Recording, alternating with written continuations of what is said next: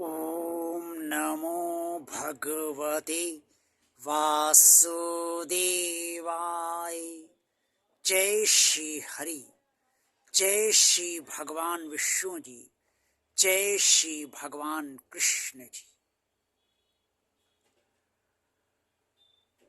श्रीमद् भगवत गीता में भगवान श्री कृष्ण जी ने अर्जुन को वो सारी बातें बताई हैं जो मनुष्य के हित में होती हैं, जिससे मनुष्य का कल्याण हो और जिससे मनुष्य इस जन्म में परमात्मा को प्राप्त कर ले। कुरुक्षेत्र में भगवान श्री कृष्ण जी ने, जो परमात्मा के संपूर्ण अवतार हैं और 16 कलाओं से परिपूर्ण है, अर्जुन को ज्ञान देते हुए ये बताया कि यज्ञ किस तरीके से किया जाना चाहिए। द्वापर में यज्ञ लोग बहुत करते थे और सदा यज्ञ ही वहाँ पर पूजा का मुख्य आधार था। लेकिन अब आज के समय में लोग यज्ञ इतना नहीं करते हैं, पूजा ही करते हैं। इसलिए अगर यज्ञ को आज के परिप्रेक्ष्य में पूजा मान लिया जाए तो शायद ये गलत नहीं होगा।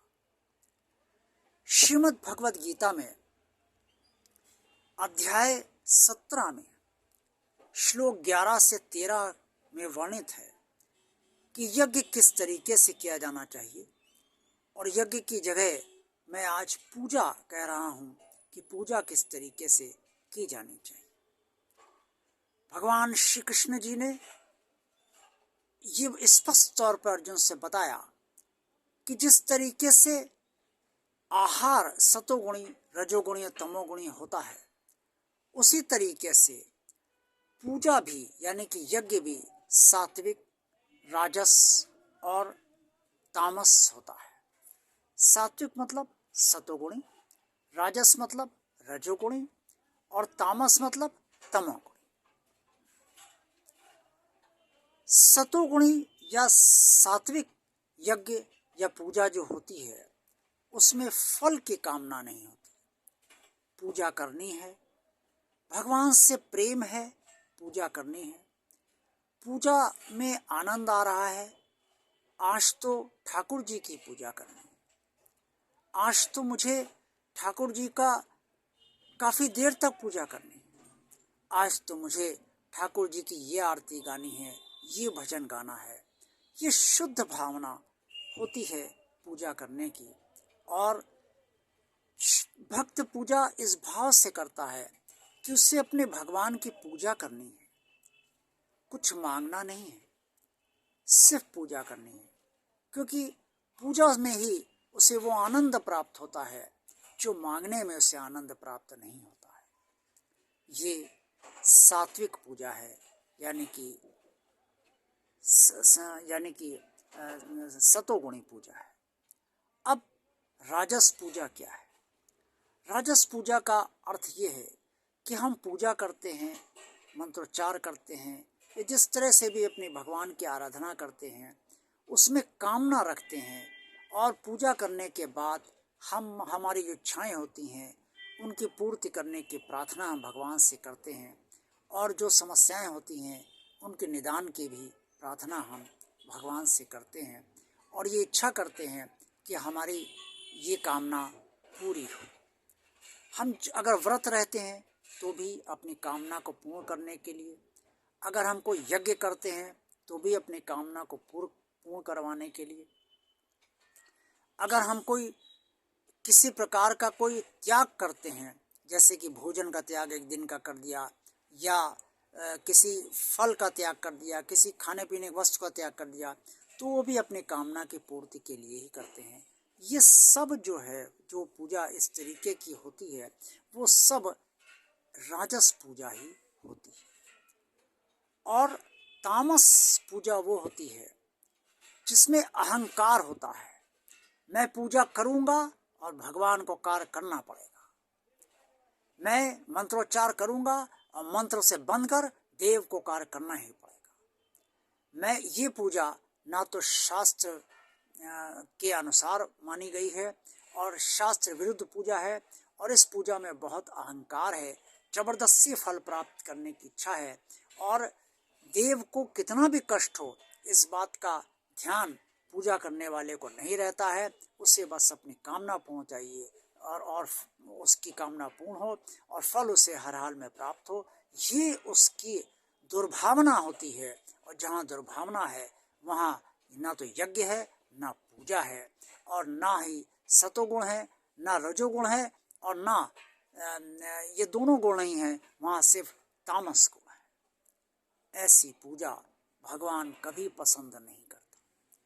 अगर आप यंत्र मंत्र तंत्र का प्रभाव से किसी देव को बांध कर उनसे जबरदस्ती कुछ पा लेते हैं, तो विश्वास मानिए कि एक दिन इसको ऐसा ऐसा ऐसा ऐसा आपको बुरा फल इसका मिलेगा कि आप सहन नहीं कर पाओगे। आपके परिवार की स्थितियां बिगड़ सकती हैं, आपके शरीर की स्थितियां बिगड़ सकती हैं, आपके धन का सर्वनाश हो सकता है। ये 3 तरीके के यज्ञ जो भगवान श्री कृष्ण जी ने अध्याय 17 में जो श्लोक 11 से 13 के अंतर्गत वर्णित है, भगवान श्री कृष्ण जी ने अर्जुन को जो ज्ञान दिया उसके अनुसार ये तीनों यज्ञ जिसे मैंने पूजा आज के बदले हुए परिपेक्ष में कहा है, ये तीनों इस तरीके की पूजा जो करी जाती हैं उसके अलग अलग फल होते हैं। सात्विक पूजा का सबसे श्रेष्ठ फल ये होता है कि व्यक्ति का जुड़ाव भगवान से होता है, निष्काम पूजा होती है, और भगवान की कृपा अपने भक्त को भगवान की कृपा भक्त को बहुत ज़्यादा प्राप्त होती है, और भक्त भगवान से जुड़ता जाता है, भगवान का सानिध्य उसे प्राप्त होता है, और भगवान का सहारा उसे प्राप्त होता है, अवलंब प्राप्त होता है। जब द्वापर में महाभारत हुआ और अर्जुन जो प्रिय सखा भगवान श्री कृष्ण जी के थे, उन्होंने जिस समय जयद्रथ वध करने की शपथ ली, और जयद्रथ ने और ये भी शपथ ली कि सूर्यास्त से पहले अगर जयद्रथ का वो वध नहीं करेंगे तो वो अग्नि समाधि ले लेंगे। तब भगवान कृष्ण ने अर्जुन की तरफ देखा और उन्होंने मन ही मन सोचा कि शपथ तो इन्होंने ले ली, लेकिन इसका पूर्ण होना अत्यंत मुश्किल है, क्योंकि जयद्रथ कोई आसान योद्धा नहीं है, और कौरवों की व्यूहरचना ऐसी थी कि जयद्रथ को वो सामने ही नहीं आने देना चाहते थे। दिन भर युद्ध चलता रहा, सूर्यास्त के होने का समय आ रहा था, और अर्जुन को ये चिंता हुई कि अगर सूर्यास्त हो गया तो वो नहीं मार पाए तो फिर उन्हें अपनी समाधि लेनी पड़ेगी और उनकी जो शपथ है वो बेकार हो जाएगी। अर्जुन को अपनी समाधि लेने का डर नहीं था, शपथ पूर्ण ना होने का की जो थी वो एक कष्ट था। जब ऐसा नहीं हो पा रहा था और जयद्रथ नहीं मिल पा रहा था, तब अर्जुन ने भगवान श्री कृष्ण की तरफ देखा, एक ऐसी कातर इस दृष्टि से देखा कि भगवान आपके होते हुए भी मैं अपनी शपथ पूर्ण नहीं कर पाऊंगा क्या। भगवान श्री कृष्ण जी ने अपने अत्यंत प्रिय सखा जो सतोगुणी अर्जुन थे उनकी बात को तुरंत पहचाना, उनके भाव को तुरंत पहचाना, उनकी भावना को स्वीकार करा, और अपने हाथों से आकाश में बादल के अंतर्गत सूर्य को छिपा दिया। कौरव समझे सूर्य डूब गए, सूर्यास्त हो गया, और कौरव बाहर निकल आए, आकर उपहास उड़ाने लगे और हंसी उड़ाने लगे अर्जुन की, और कहने लगे तेरी शपथ बेकार हो गई। ये देखकर जयद्रथ भी बाहर आया और उसने भी अर्जुन का उपहास उड़ाया। भगवान श्री कृष्ण हंसने लगे और सोचने लगे कि मनुष्य अपने को कितना बुद्धिमान मानता है, ये नहीं जानता है कि इसके साथ तो अर्जुन के साथ तो साक्षात परमात्मा बैठा है। तुरंत उन्होंने अपने हाथ से बादल हटाए और अर्जुन से कहा, पार्थ सूर्यास्त हुआ नहीं है, ये सिर्फ बादलों की ओट में सूरज चला गया था, ये रहा जयद्रथ, अब तो इसे मार। और उसके बाद कुछ क्षण बाद ही तुरंत अर्जुन ने अपना तीर निकाला और जयद्रथ का वध कर दिया। तो ये भगवान की कृपा होती है अपने सात्विक भक्तों पर कि जब भी संकट उनके ऊपर भक्तों पर आता है तो भगवान स्वयं खड़ा होता है। राजस भक्तों की यानी कि रजोगुणी भक्तों की से मनोकामना पूर्ण होती है, भगवान संकट के समय उनका साथ दे या ना दे ये भगवान की अपनी इच्छा होती है। तामस लोग भगवान से जबरदस्ती प्राप्त तो कर लेते हैं, अपने देव को बांधकर या मंत्रोच्चार के जरिए या यंत्र मंत्र तंत्र के जरिए, लेकिन भगवान उनसे कभी भी प्रसन्न नहीं रहता है। आज का वीडियो आपको कैसा लगा? अगर वीडियो आपको अच्छा लगा है तो इसे लाइक अवश्य कीजिए, अन्य लोगों को, ज़्यादा से ज़्यादा लोगों को शेयर कीजिए। भगवान और आप चैनल आपने अगर अभी तक सब्सक्राइब नहीं किया है तो सब्सक्राइब अवश्य कीजिए। भगवान के कार्य को निरंतर आगे बढ़ाते रहिए, इससे आप सब पर भी भगवान की कृपा बढ़ती जाएगी। भगवान का कार्य ही आपका कार्य है और इसे निरंतर आगे बढ़ाना भी आपका कार्य ही है। और कमेंट्स बॉक्स में आप जो भी सुझाव अपने देना चाहें वो अवश्य दीजिए। ओम नमो भगवते वासुदेवाय। जय श्री हरि, जय श्री भगवान विष्णु जी, जय श्री भगवान कृष्ण जी।